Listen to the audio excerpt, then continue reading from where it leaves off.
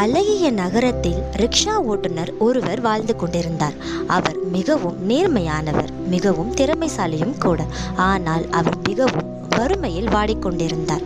அவர் கடுமையாக உழைத்தாலும் மாத கடைசியில் அவருடைய கஜானாவில் ₹1 கூட காண்பது அரிது.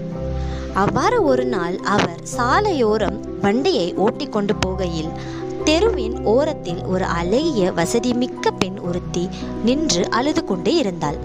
அவள் பார்ப்பதற்கு மிகவும் அழகான தோற்றத்துடனும் மிகவும் வசதி படைத்த பெண் போலவும் இருந்தாள். அப்பொழுது இலகிய மனம் கொண்ட நமது ரிக்ஷா ஓட்டுநர் அவளை அவனுடைய வண்டியில் அமர்த்தி அவள் எங்கு செல்ல வேண்டும் என்று விசாரித்து அவளை அழைத்து சென்றான். அவள் அவனுடைய வண்டியில் அமர்ந்தும் அழுது கொண்டே அவளுடைய வீடு வரை வந்தாள். இதை அந்த ரிக்ஷா ஓட்டுநர் நன்றாக கவனித்து கொண்டே இருந்தான். பின்பு அவள் இறங்கும் இடம் வந்தவுடன் அவளை இறக்கிவிட்டான். ஆனால் அவளிடம் அவனுக்கு பணம் செலுத்துவதற்கு போதிய பணம் இல்லை. அதற்கு அவன், எனக்கு பணம் எதுவும் வேண்டாம், நீங்கள் ஏற்கனவே மிகவும் மன உளைச்சலில் உள்ளீர்கள். ஆகவே நீங்கள் எதுவாக இருந்தாலும் மனதை போட்டு குழப்பிக் கொள்ளாமல் தயவு செய்து நிம்மதியாக போய் படுத்து உறங்குங்கள் என்று கூறி அவளை விட்டுவிட்டு அங்கிருந்து சென்றான்.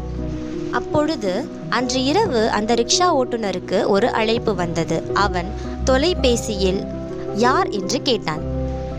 தொலைபேசியின் மறுமுனையில் யார் பேசுவது என்று கேட்டான்.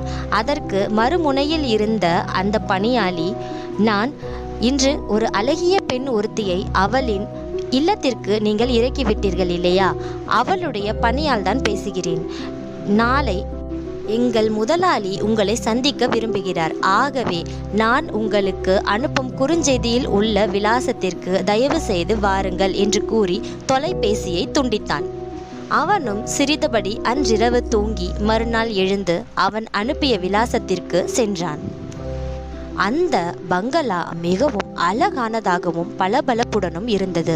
அவன் இதற்கு முன்பு அப்படி ஒரு பங்களாவை தூரத்தில் இருந்து கூட பார்த்தது கிடையாது. ஆனால் இன்று அந்த பங்களாவிற்கு உள்ளே சென்று அமர்ந்து அனைத்தையும் பார்த்து ரசித்து கொண்டிருந்தான். அப்பொழுது அவனை வேகமாக வரவேற்ற அந்த பெண்ணின் தந்தை அவனை மரியாதையுடன் பேசி அமர வைத்து விருந்து உபசரித்தார். பின்பு அவனுடைய கனிவான இதயத்தை பாராட்டி அவனுக்கு ஒரு இல்லத்தை பரிசாக அளித்தார். ஆனால் அதை அந்த ரிக்ஷாக்காரன் வாங்க மறுத்தான். ஆகவே அதற்கு அந்த பணம் படைத்தவர், நீங்கள் இதை ஒரு கடனாக வைத்துக் கொள்ளுங்கள், பின்பு உங்களால் முடிந்த பொழுது எனக்கு அந்த பணத்தை திருப்பிக் கொடுங்கள் என்று கூறி அத்துடன் 4 ரிக்ஷாக்களையும் அவனுக்கு பரிசாக கொடுத்தார். பின்பு அது அனைத்தையும் கடனாக பெற்றுக்கொண்ட அந்த ரிக்ஷாக்காரன் தன்னுடைய கடுமையான உழைப்பால் அந்த 4 ரிக்ஷாவை 400 ரிக்ஷாக்களாக உயர்த்தினான். அவனுடைய வருமானமும் உயர்ந்தது. பின்பு அவன் கடனாக வாங்கிய அந்த இல்லத்திற்கான மதிப்பையும் அந்த 4 ரிக்ஷாக்களுக்கான மதிப்பையும் அவளின் தந்தையிடம் கொண்டு சென்று கொடுத்து விட்டான். இதை பார்த்து வியந்த அவளின் தந்தை அவருடைய மகளை அவனுக்கே திருமணம் செய்து கொடுத்து விட்டார்.